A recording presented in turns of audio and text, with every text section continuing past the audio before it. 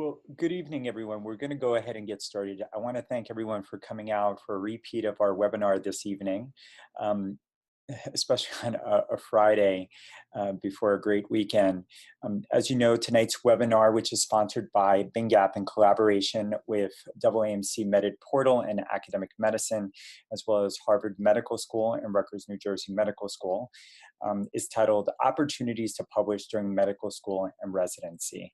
My name is Dr. JP Sanchez. I serve not only as the president of the Building the Next Generation of Academic Physicians, but also as an Associate Dean for Diversity and Inclusion at Rutgers, New Jersey Medical School, and an Associate Professor in Emergency Medicine.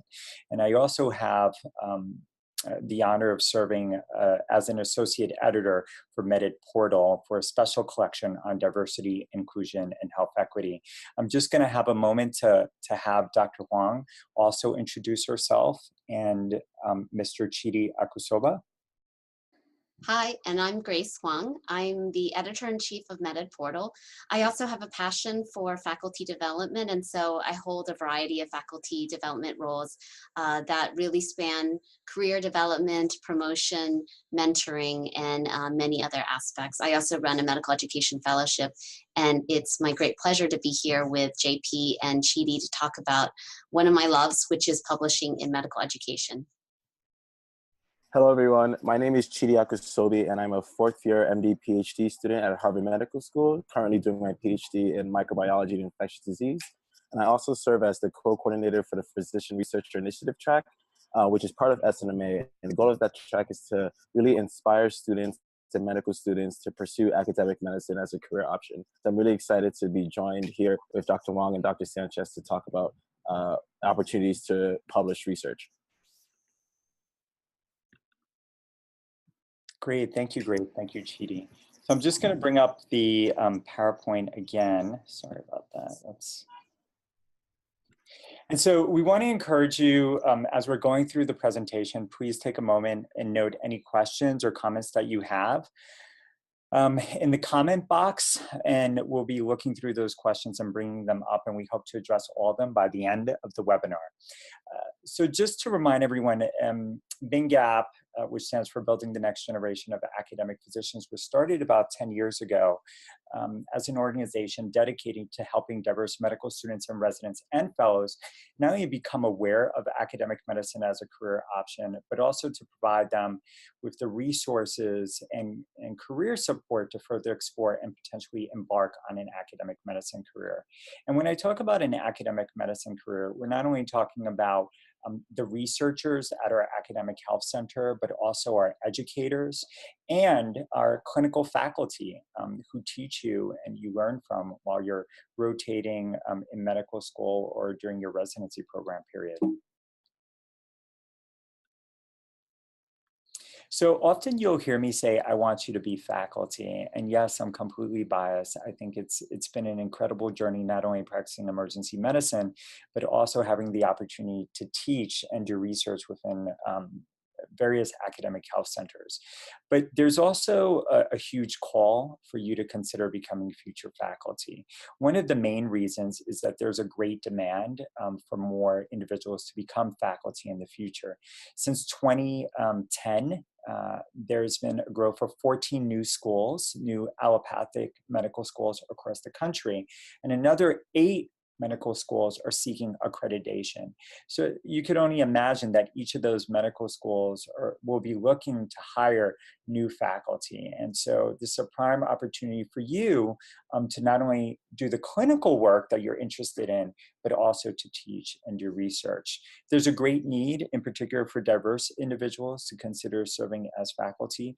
As we know, we've achieved parity by gender within our medical student class, but still women are not 50% of the medical school faculty workforce. They approximately represent 40% of faculty. When we look at diversity by underrepresented racial and ethnic minority status, more specifically African Americans, Latino, and Native Americans, although those 3 groups make up about 30% of residents in the United States, they only make up about 16% of our medical students, and unfortunately only 7% of our faculty. And another group that has been prioritized when we talk about diversity and inclusion in medical schools is the lesbian, gay, bisexual, and transgender community. We know that the LGBT community represents about 6 to 8% of those individuals living in the US, and recent research has shown that they make up about 8% of our medical students across our medical schools. Yet, we can't say what proportion of our faculty are currently LGBT identified. And so, you know, it's really important for you to consider becoming future faculty because, you know, our faculty plays such a huge role, not only in our development, but if you think about it, each faculty member can impact the way 100 or 150 medical students go on to take care of thousands or hundred thousands of patients down the line. Another important thing I wanted to mention is that beyond URMs being less represented within the current faculty base, underrepresented racial and ethnic minority medical students are also less likely to consider becoming future faculty, not on graduating medical school, but even on starting medical school. So something even occurs in college, or during college or before they start medical school, where those individuals are particularly disinterested in becoming future faculty. So I highlight these individuals in this next slide because these are 28 individuals who contributed to a curriculum that BNGAP recently published through MedEdPORTAL. As you can see here, it's a diverse group of individuals by gender, racial, ethnic identity, as well as LGBT status. It includes medical students, residents, fellows, junior and senior faculty. And collectively, they contributed to 10 modules that you can now find on MedEdPORTAL. And what makes these modules particularly important is that they provide fundamental knowledge and skills for you to succeed as a future faculty member. And our hope, BNGAP's hope, is that you will be more successful than any of the current board members who consist of vice deans, chancellors, and senior faculty members. So I encourage you to download these modules that are currently on MedEdPORTAL, and you could find them in the Diversity, Inclusion, and Health Equity collection. So going back to the primary purpose of this webinar, so publishing during medical school and even residency is an important mediator to increasing not only URM faculty, but really anyone's chances of becoming a future faculty member. And so that's why we wanted to do this webinar, to really encourage you to consider publishing in academic medicine or MedEdPORTAL, but also to give you some fundamental knowledge and skills to do so. And as you know, our next webinar, which we'll be also highlighting at the end of this webinar, will occur on July 12th, and that one will specifically be on how do you write a letter to the editor. So we just included this slide because we wanted to give you a snapshot of who you are and the other individuals who registered for the initial webinar, as well as this one. The overwhelming majority of you are very interested in academic medicine. The majority are medical students, but we also have resident, fellow, and college students. We have great racial ethnic diversity, with nearly 1/3 being of Hispanic identity, 1/3 of being African American Black identity, and about 1/3 being white identified. Over 50% identify as women, and 18% consider themselves a part of the sexual and gender minority group, or LGBT. What we've learned from you is that although you're very much interested in publishing, you probably need greater familiarity with MedEdPORTAL. Only about 32% were previously familiar with MedEdPORTAL, and a lower percentage were familiar with academic medicine. And when we specifically asked you about your knowledge in publishing certain types of articles, you're most familiar with original research, but we also want you to consider thinking about publishing brief reports, perspectives, commentaries, and as mentioned, letters to the editor, all of them are important forms of scholarship. So today, I'm grateful and honored that Dr. Huang, who's editor-in-chief of MedEdPORTAL, as well as serving on the editorial board of academic medicine, is here to provide us with fundamental knowledge and skills so that you can be more effective in publishing during medical school and residency. Dr. Huang? So first of all, while JP brings up the slides, I wanted to make the comment that it's fantastic that some of you have already started to use the chat function. We really do want this not just to be a passive webinar, but for you to be interacting with us. I recognize that's hard through the computer screen, but we can take advantage of the chat. The other thing is we want to leave extra time at the end to have questions that we can answer. Again, you can submit those questions as we go along through the chat function, and then we'll try to address them as we go along. So I'm going to talk a little bit about writing, and as a preface, I've asked JP, Chidi, and I'm going to do the same to talk a little bit about our first publications. The purpose of this is for you to get a sense of what it meant to take that first step into scholarship and that experience. So the first thing is that my first publication was a poem, and you can see here that I really hate poetry. I was an English major, and so I loved writing, but poetry was something I did not enjoy. So what I did was actually submit to a literary essay where the prize was essentially getting to publish in a journal. And I submitted this poem, which was essentially an experience that I had with a patient that I encountered in my third year. So, and JP, I'm having a little bit of trouble advancing the slides. I'm not sure exactly why, so. Okay, I think I can do it this way. What I learned from this experience is that putting myself out there, this didn't result in immediate humiliation, and it is really a chance that I had to step out of my comfort zone. And so that was my first experience with publishing.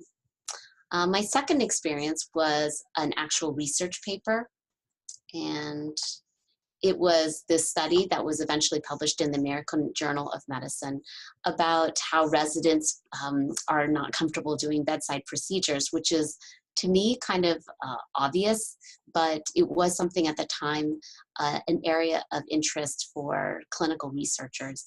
And what I learned from this experience is the critical role of a mentor in working with me. So this mentor helped me realize where my weaknesses were as a writer, helped me structure the scholarship, what goes into the intro, what goes into the discussion section. This person also really walked me through the process of having to be asked to revise and resubmit something, and stop me from kind of trying to jump off a bridge because some of the peer reviewers' critiques were so hard. So mentors are a critical piece to this. Maybe Chidi, you can talk a little bit about your first publication. So hello everyone again, I'm Chidi. I actually work in wet labs. So a lot of the publications that I've had have come from doing biological sciences research.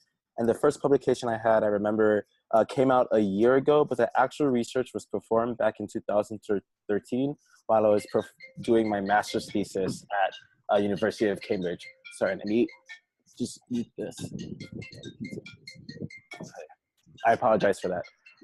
Yeah, so I was performing a year of research at the University of Cambridge doing an MPhil in biochemistry. And after a year, I had enough results. My principal investigator, my PI at the time, said, hey, you should think about writing this up before you leave. And so I wrote a manuscript basically, and that work was then continued by people who went on to continue working on my project for about 2 years, and then finally were able to submit the paper and get it published in 2017. And so I say this story to highlight the fact that sometimes, and especially in biological sciences, it takes a long time for research to be to get done and then published. And I think having patience is really critical. And then the second point I want to highlight is that sometimes having a mentor who really pushes you and galvanizes you to actually publish your work makes all the difference. And I guess I'll hand it over to Dr. Sanchez to talk about his publishing experience. Great. So Dr. Garcia couldn't join us today. For those of you who are familiar with her, how I got to know her is that she served as the president of the Association of Native American Medical Students, and she's been very active in a leadership role in that organization, as well as AIP, but also in publishing content on the American Indian and Native American community. So I just wanted to share that. In terms of my own first publication, for me, what drew me into medicine as well as public health was wanting to serve my community of the Bronx, but also highlight the disparities, various health disparities that were not only affecting Latinos, Hispanic individuals, but also individuals who are part of the LGBT community. And that was particularly relevant for me as someone who identifies as Latino as well as gay identified. One of the first articles I wrote was titled "Cigarette Smoking and Lesbian Bisexual Women in the Bronx." And what made it a really special opportunity for me is back in the 90s when I started thinking about this project, you couldn't even talk about LGBT health issues within an academic health center. It was taboo. We've seen great sort of development on the socio-political front, as well as inclusion now in talking about these topics. But just about 10 to 15 years ago, those types of discourse weren't invited. And what I learned very early on is that when you are working in an academic health center, when you do publish, people listen differently, as well as forces individuals to listen differently, because publishing is really a recognized capital within academic health centers. So I wanted to just share this slide because I think especially now when we think about a lot of the health equity issues or other socio-political issues that are coming to the forefront, yes, it's important to stand up. Yes, it's important to speak. But as we are a part of the academic medicine workforce, even as trainees, it's important to act. And one of the most powerful ways you can act is moving spoken word into literature and publishing it, whether it be academic medicine, MedEdPORTAL, or another journal, and people will respond differently. This also, I just shared this slide also to say that as you do your work with various organizations, because I know many of you are involved with organizations like the Student National Medical Association, the Latino Medical Association, NMA, NHMA.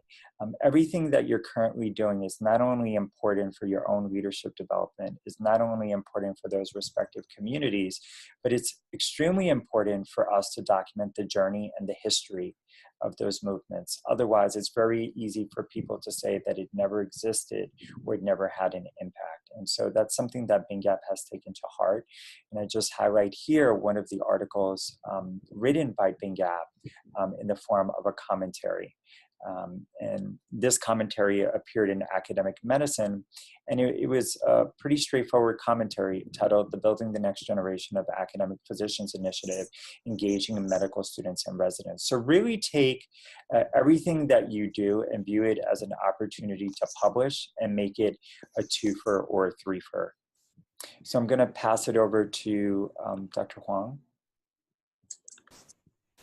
So the scope of what we're going to talk about today is to talk about publishing, and mostly what we'll be talking about is in journals, but there are different places that you can publish too. I first want to start out with the point that the purpose of a journal is not just to disseminate research ideas, but it can be to share your innovations and your own opinions as well. And so some of these journals that are popping up here are very well-known publications, but not necessarily the only places to publish. And one thing I've learned in publishing and getting used to working with people who want to write is that there are many different reasons that people can publish, and I wanted to share a little bit about why I publish. The first thing is that it is a trophy. It's really not the only representation of your hard work, but it is a public badge. And the way I think about it is if I care about something deeply and I struggle in adversity for it, and I am a fool for something that I believe in, when that all culminates in a publication, then it really is a meaningful symbol of what I've done. A publication is also a gift to the world. And so I know that I've had questions that I struggled with, and my chance to come up with some of those answers was my gift to the world. And then lastly, and probably most importantly, publishing is also your voice. Sorry, I'm having a little bit, I think that JP has alluded a little bit to some of the labels that we wear, either intentionally or unintentionally. I am a small Asian woman, as you can probably mostly see, and publishing has allowed my voice to be louder than what I am in person. So this is in reality a form of academic credibility when you publish, and it makes people have to sit up and take notice. And that's a little bit different than necessarily sitting in a room of people who may not hear me fully. So another thing, I think, when I came out as a medical student to the world of a scholarship, I sort of thought about publishing as this great paper. I'm sure if I understood all of it, does represent hardcore basic science research, but publishing isn't the only form of getting your voice expressed here. And the way I think about it is thinking about, like, what is it that you love? You all came into medical school or health professions for one reason or another, and it might have been research, it might be to be a leader, it might be many things, and there are opportunities to express yourself in publishing in the identity of being a healer or an innovator or a leader, as I mentioned. Maybe you're really good at telling stories. Well, you're going to be surrounded by stories when you take care of patients. And these are all different venues that you can publish in. So I want you to move away from the idea that research is the only type of publication that you can do in terms of scholarship. And I forgot to mention also, if you're an artist, you can actually publish your artwork. So moving ahead, you'll see some of the venues that, different places that you can publish. This is sort of a spectrum of the number of words in a publication. I think that we have done a disservice by thinking about the 3,000 word manuscript as the only form of publishing. There are very short form publications, such as 400 word letters to the editor. And then sort of the sweet spot for the kind of work I do in medical education is innovations, 1,000 to 2,000 words. So research letters, sometimes you have a project that isn't quite so robust that you could fill 3,000 words. And so research letters tend to be a little bit easier to publish. Many different journals, especially the clinical ones, have research letters as a manuscript type. I also encourage you to think about innovations reports. I do innovation reports in medical education. This is often some kind of curriculum that is fairly novel, or it might be a QI, a quality improvement innovation. There are many different journals that are looking for something that focuses on the novelty and the uniqueness of something that you've done, and less on how rigorously you've evaluated it. Those tend to be in the 1,000 to 2,000 range, and most journals have a venue for publishing this kind of work. There are also abstracts, and I mentioned letters to the editor. These are in the 400 word range. As you could possibly imagine, anybody can get 400 words into a document, even if you don't love the process of writing. And then perspectives, otherwise known as op-eds or opinion pieces, editorials. This is a fantastic and often overlooked opportunity to publish. Say you have a new twist on an old idea, or you are jumping on a contemporary issue in the news that has public health ramifications. Think about writing an opinion piece. Every single journal has an opinion piece. I'm thinking most recently of a colleague's husband who's not even in medicine, but he's an attorney. And he wrote a perspectives piece in the New England Journal about our gun laws. That obviously has impact on our profession. physicians. And so think about a way to, in a compelling way, talk about something that is important to you, but then can be a very powerful platform for expressing your opinion. Patient narratives. So I mentioned that some of you may think of yourselves as storytellers, and this is a fantastic opportunity to share the experiences that you have on the wards or in the clinic and bring them to the world. I hope that all of you are experiencing that every patient has something to learn from them, and there are venues in virtually every clinical journal for you to express your patient narratives. One thing to keep in mind is, though, that patient narratives often do require some form of consent. How I might approach it is talking to the patient about, wow, your story has been so powerful and our interactions have been equally powerful. I wonder if we could find a way to share that story with the world. Do you mind if I wrote something up and published it somewhere? So I want to dive in deeply into one of the categories of particular manuscript types. So the research report, as I mentioned, and as we've seen, is your traditional intro, methods, results discussion on some form of research. And the kind of thing that they're looking for in a research report is focused on the results and how rigorously you used the methodology to get there. I would say most of my work tends to be in the innovation report format, as I mentioned before. It focuses on the novelty. It may have a small sample size.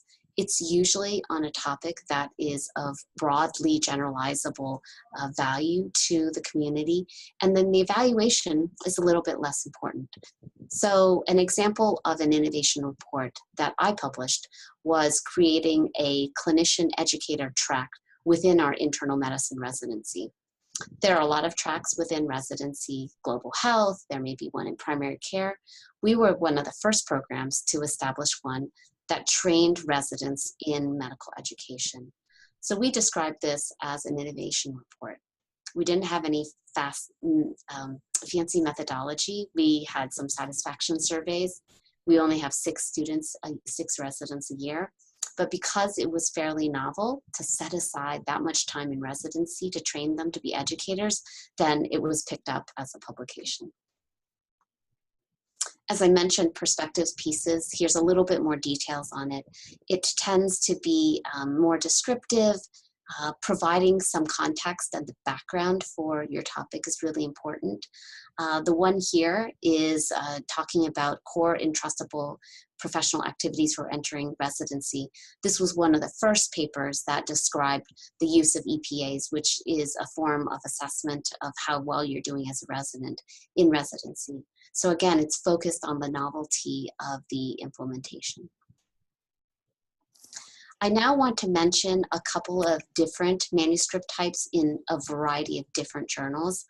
Again, a lot of these do focus on internal medicine because that's what I know as a hospitalist, but there are different and parallel manuscript types in other journals as well. So the JAMA Clinical Challenge Series is one where you describe a clinical scenario that you've encountered. As you can see here, the question is, what would you do next with this clinical dilemma? When you add this all up, it's only 800 to 900 words with a couple of references. So when I think about how do we lower the activation barrier to writing, part of it is thinking about manuscripts as something that's much shorter than what we're used to reading. So here's a great example to take what you're learning on the wards or the clinic and learn to share it with others as a publication. Similarly, the JAMA Internal Medicine, or also known as JAMA IM Teachable Moment series, the great thing about this is it can only be published by a trainee. So a medical student or a resident must be the first author. This focus is on high value care. So if you are encountering a situation where patients have been harmed by unnecessary testing, or you are seeing waste in the healthcare delivery system, then write about it and submit it to this Teachable Moment series. Here, the constraints are it's only 800 words, and it should focus on cost consciousness and what we can do better to be better stewards of our limited resources. This is another example where you as a trainee, as a medical student or a resident, can publish something meaningful that catches the eye of the important powers that be. Every year, academic medicine has a call for letters to the editor from students and resident authors. And I emphasize here that you cannot have other faculty on it. This really doesn't mean that you can't be mentored by a faculty member, but this is authored only by students or by residents. And I think JP, Chidi, and I could attest to how powerful some of these papers are. 400 words about the experience of being a trainee. And this is, I think, a really welcome opportunity for deans and the associate deans that read academic medicine to understand what your experience is in a way that a faculty member could not. So here's an example. As you can see, there are very compelling titles here. I especially, would love to hear more about the experience of underrepresented minorities as they transition into medical school. And these voices are really well needed in scholarship. Academic medicine, last page, is a unique format for a publication. I think when you look at this at first blush, it doesn't really look at what we would think about as a traditional paper. But here you have on the end, congregations, congratulations, your article has been accepted. Now what?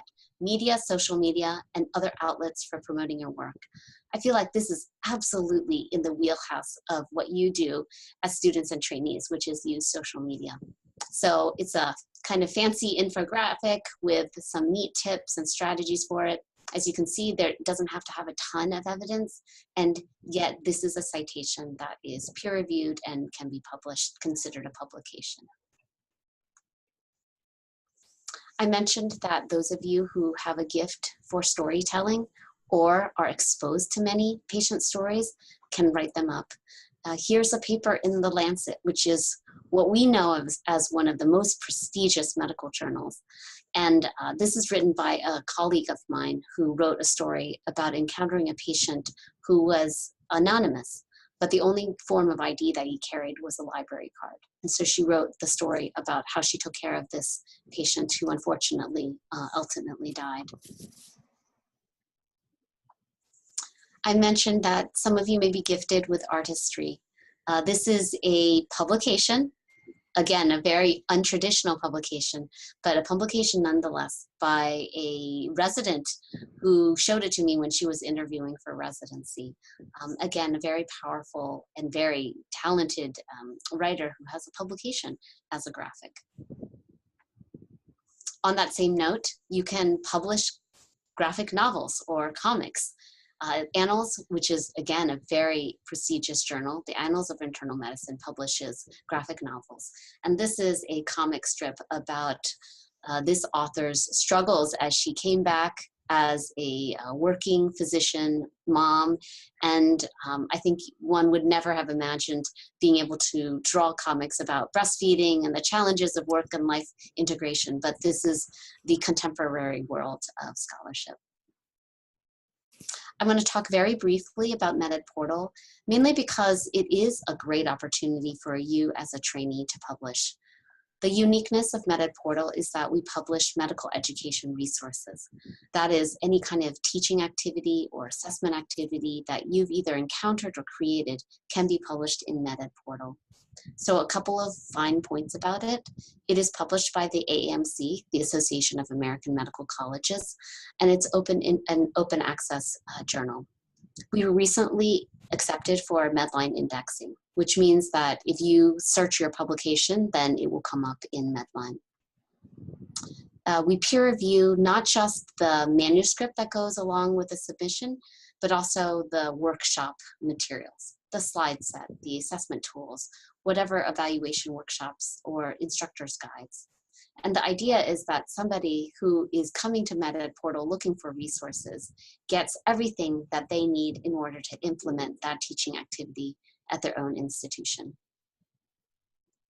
So here's just a preview of the types of things that you can publish: simulation cases or games, virtual patients, team-based learning exercises.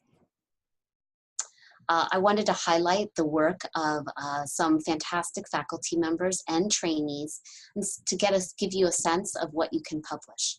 So it might be a module about understanding social determinants of health.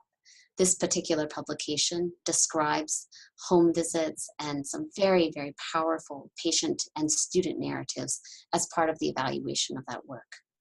Or this module about teaching communication skills to care for sexual minority youth.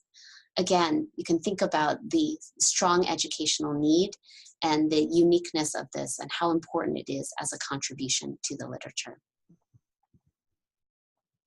This is a simulation case, and the reason I bring it up is because you can actually get a sense as an author of a MedEdPORTAL publication of how many people are interested in it, how many people viewed it, how many people went on to download it. And this percentage is a good measure of how engaged they are in your work. I find numbers like this to be incredibly reassuring to me that I am publishing the kind of work that people care about. And back to my point that a MedEdPORTAL publication includes all of the things that you would need to run it. You can see that this simulation case has the chart note and the debriefing materials, the simulation checklists. As I mentioned, there is a manuscript that goes with MedEdPORTAL, and then all of the resources needed to run that teaching activity form the appendices. Some examples of how trainees have published in MedEdPORTAL. They might have been a student in a particularly innovative team-based learning experience, and so have worked with a faculty member to actually publish that team-based learning module. Some students have taken the curricula into their own hands. Maybe they see a gap in the medical education curriculum and have created their own modules. For instance, I know neuroanatomy is a particularly difficult topic. We published recently something that 3 students came together and created an interactive PowerPoint module to teach about neuroanatomy. The submission process for MedEdPORTAL is similar to the submission process for other journals, in that you package your publication, you package your submission, it gets submitted, and then you have external peer reviewers who will weigh in on the merits of your submission, and that's all coordinated by the journal. You then get a decision about whether it's rejected, whether it's revised with a request for submissions, which is far and away more common if it's going to get published, and then after revisions, then it's published.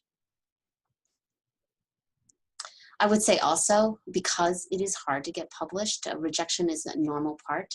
And I would say I've grown a very thick skin about getting rejected. Many of my publications require going from one journal to another before it finds the right home. And one of my sayings is that there is a journal for every manuscript. And it just means trying to find the publication, the journal that is the right readership for your manuscript. Wanted to highlight the Diversity, Inclusion, and Health Equity collection. This is actually something that JP is in charge of as Associate Editor for Diversity Inclusion in MedEdPORTAL. This is a great opportunity to aggregate resources that may be of value. So here again, I'm talking about what it means to interact with MedEdPORTAL as a user and a reader rather than as an author. But I think it does give you a sense as a potential author of the kind of things that you can publish. So this is just a sampling of some of the things that JP has in his collection. And JP, you can feel free to jump in if you have any comments about this. I mentioned earlier on that mentorship is really key. It really is hard to do this alone. There maybe are people who are born being able to publish. I certainly was not. And so mentorship is really key. I think about mentorship in 3 different ways. First of all, when you approach a mentor, you want to think about what is it that I'm looking for in a mentor. There are best practices also in being a good mentee. And then finding the right mentor all of those things are very critically important. This is probably enough for a different kind of talk about mentorship, and I want to get along because I want to be able to address some of your questions later. So I'm going to move on.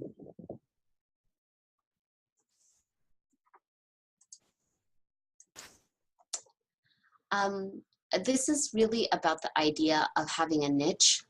Many of you are driven by passions that come from your own experiences or interests that you have. And the way that you can grow that into something that becomes a national reputation is by starting with your idea and maybe giving a talk or doing something small, and then build on that to be a publication. And when you have and collected a bunch of publications, you've now developed a reputation.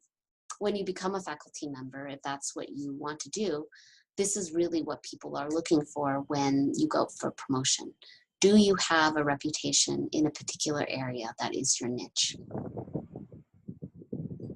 A couple of final points about publishing. I think it's important to understand when you enter the process, like, why am I doing this? Am I doing it to make my CV look good, which is a totally legitimate reason as you think about applying to residency and to fellowships? What can I write about that I'm good at? And aligning those two makes the process a little bit less effortful. And then figuring out what the topic is that you're going to write about. Just a couple of other notes about writing. A lot of people come to me, it's almost like some kind of form of therapy, and they confess, like, I hate writing, or I'm not a writer. And to that, I would say, everybody can be a writer. Everybody can learn to love to write. I made some comments to one of our participants about what it means to hate writing, and I believe that you can actually transform into somebody that loves writing. So one step of it is that you become a student of writing as its own topic. You're students of clinical medicine, you're students of pathophysiology, you can be a student of writing. And that means doing a couple of things. Writing more, because the more you write, the more you write. You will only get better when you practice. That's true with any skill whatsoever.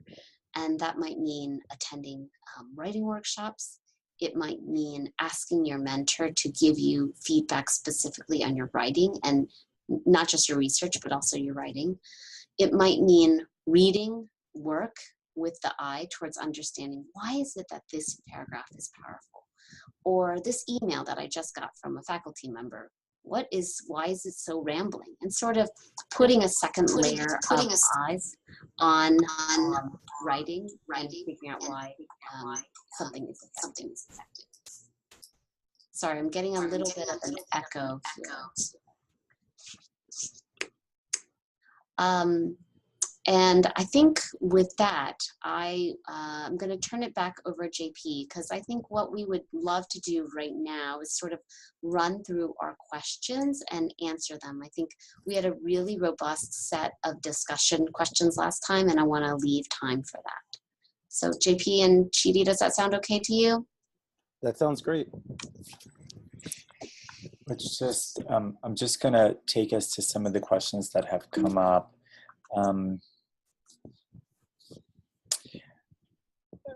So oh, go ahead, JP. I was just tackle some of these. Oh yeah, go ahead. If you saw one that you want to address, go right ahead. Yeah, so there's a question here, and I think it's a theme that has come up in this, is that you all actually have substrates for writing. So in particular, a commentary. I would say that even though it is a common belief that they will publish only perspectives from people who are full professors and well known in the field, I would say that, and the New England Journal of Medicine journal included, they are looking for the voices of trainees, because you do provide a very special insight into training and burnout and wellness and patient care that many of us of faculty have not. So I would say journal editors these days are, not that they're blind to who's doing the publishing or who's doing the writing, but they really do relish that perspective. And so I would say that commentaries, absolutely can be published by medical students, particularly if they are speaking about something that a well-established researcher or a faculty member or dean has lost sight of. So, and I come back to the examples of the letters to the editor. Those are essentially mini commentaries that are expressing the voices of medical students. So JP and Chidi, do you want to tackle another question? So so I think one of the other questions that came up is whether it's possible to publish as an undergraduate or post-bac. It's absolutely possible to publish as an undergrad or post-bac. I think we all have to reflect on how good our writing skills are. So I know when I was in undergrad, I was so focused on being a bio major, taking a multiple choice exam, that I wasn't as, my writing skills weren't as strong. I think what made a difference for me in publishing during college was partnering with an established faculty member who was publishing quite a bit, right? So if they're not publishing, you're not going to publish. So a good way to develop your writing skills, a good way to actually publish in undergrad or post-bac is to find someone who's like-minded, a faculty member who is doing the work that you would like to do, someone you would eventually like to be like, see, if they're actively publishing. And if they are, ask them if you can work on one of their projects. And depending on where they're at on their projects, you may provide enough support that they will invite you to be a co-author. And so I think that's the best way early on to develop yourself and potentially be on a publication. If you do have strong writing skills, I think, journals are always open to receiving your manuscripts, including on topics such as what it's like to be a pre-med and what that journey's about. Yep, and just to add on to JP's comments, he's absolutely right in that you can work with a faculty member and jointly work on a manuscript together. Another thing that you can do in undergrad actually is sign up for courses that have an end of semester big writing project that you have to do, or if your major has a senior thesis, signing up to do your senior thesis, because that requires you to write a manuscript or write up your research in a sort of manuscript form. So those are other ways that you can get writing experience as an undergrad. And then there are actually a couple of undergraduate research publications out there that welcome undergraduate research projects and manuscripts and publish them specifically. And so that's something that you can look into as well. And then I wanted to answer a follow-up question. So as an international medical graduate, can I publish letters to the editor or I Am Teachable Moment series? Absolutely. I think it's hard not to feel like you might be singled out or biased against. Many journals actually have a blind submission process, so there are no names, no institutions. I'm not necessarily sure if that's true for academic medicine letters to the editor, but I can certainly say as an editor that I pay almost no attention to who the authors are. We don't generally collect information about whether they are, what their academic rank is or whether they're trainees or not. We're looking at the merits of the work itself. And so I'd like to say that the publication process is not perfect, but we really do welcome the work and the research and the ideas and focus less on who the author is. So I would encourage IMGs to please consider submitting letters to the editor for the upcoming academic medicine call every year. The editor-in-chief of academic medicine around mid to late August does a request for letters to the editor from medical students and residents. So please keep that in mind. And that's why we are doing the next webinar on July 12th. Will be specifically on how to write a letter to the editor. Just in responding to one of the questions, how can I find research mentors? There's very few at my school. What I always encourage people to do is think about the content that you're interested in and that you enjoy reading. Do a PubMed search, www residency.pubmed.org, do a search on those topics, and, pull up the 10 most recent articles. Look at who the co-authors are and see if any of them are either at your institution or nearby institution, and just reach out to them, email them. If they're close by, set up lunch, ask them if you can meet and talk about their article because it's a topic matter that you're really interested in. People love when you call them and ask them to talk about their article. They love it. So, you're definitely going to get a positive response when you do that. I was going to address the question about specialties and publishing specialties and kind of build in the question about, in particular GI fellowship. So yes, it's certainly easier to publish in certain specialties compared to others. And there are a variety of factors that play into that. And each pro becomes a con. So let me give an example. I think in internal medicine, it is relatively easier to publish simply because there's so many internists and there are so many internal medicine journals. And so there's a broad range of the type of work that qualifies for an internal medicine journal. I know for myself, if a clinical paper that goes into annals gets rejected, I can turn to my Journal of Hospital Medicine because I'm a hospitalist. So many different venues. In contrast, I suspect there probably, I don't know this for a fact, but there probably are not that many neurosurgical journals. And I'm guessing that most of the work that they're looking for is either basic science or translational or clinical research. And so it might be harder to publish medical education per se in a neurosurgical journal. Kind of related is the question about if you're applying to a subspecialty fellowship. It is true that these are very competitive, that they are looking for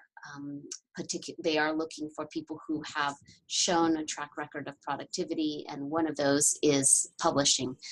GI fellowships, many of them, especially the hardcore research competitive fellowships, are going to be looking for GI related research. I think that clinical research or basic science research tends to shine a little bit more than medical education research per se. So if you are looking to go into a competitive specialty, then it's important to align your research and the work that you're doing with that specialty.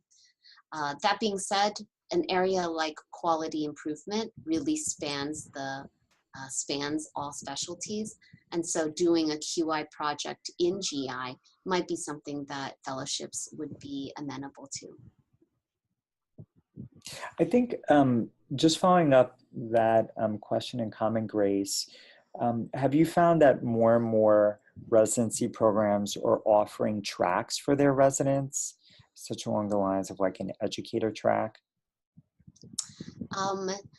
To be honest, I don't know, broadly speaking, but they certainly are publishing more about these kind of tracks. So, it can run the gamut from global health. I think I mentioned, we had an HIV primary care track, and part of this is in the, general desire to make sure that residents are getting their individual needs met. And so it is something that one can build into their decision-making process when they think about applying to residency. So there certainly are a lot of publications out there about residency tracks, and whether that's going up or down, I'm less clear about.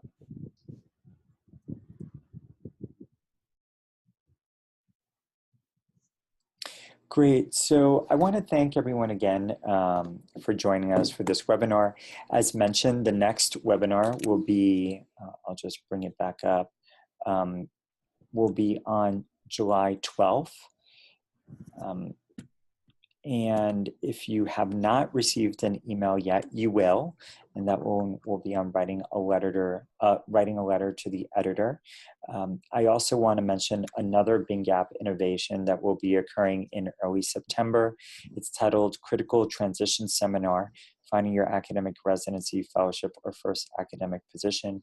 It will be held at the CUNY School of Medicine, which is located in Manhattan in New York City, and that's September 8th. And that's really for individuals in their senior years of their respective educational levels. So senior medical students applying for residency, senior residents applying for fellowship, or senior residents and fellows applying for their first academic position. And some of the content will include contract negotiations, how to develop your portfolio, to really show what you're interested in and where you would like your career to go in the next 10, 15, 20 years. And lastly, remember that BNGAP offers academic medicine career development regional conferences across the country. The ones that will be occurring in the remaining part of 2018 is at George Washington University School of Medicine on September 21st, 22nd, Albany Medical College, September 28th and 29th, Loyola University Chicago School of Medicine, October 19th and 20th, Baylor College of Medicine, and we'll be sending out the exact date shortly, and Albert Einstein, Baylor is in Houston, Texas, and Albert Einstein College of Medicine in November in the Bronx, New York. I want to thank once again Dr. Huang and Mr. Akuobi for joining us today. And we hope to see you on July 12th. Take care, everyone. Thanks, everyone. Thank you.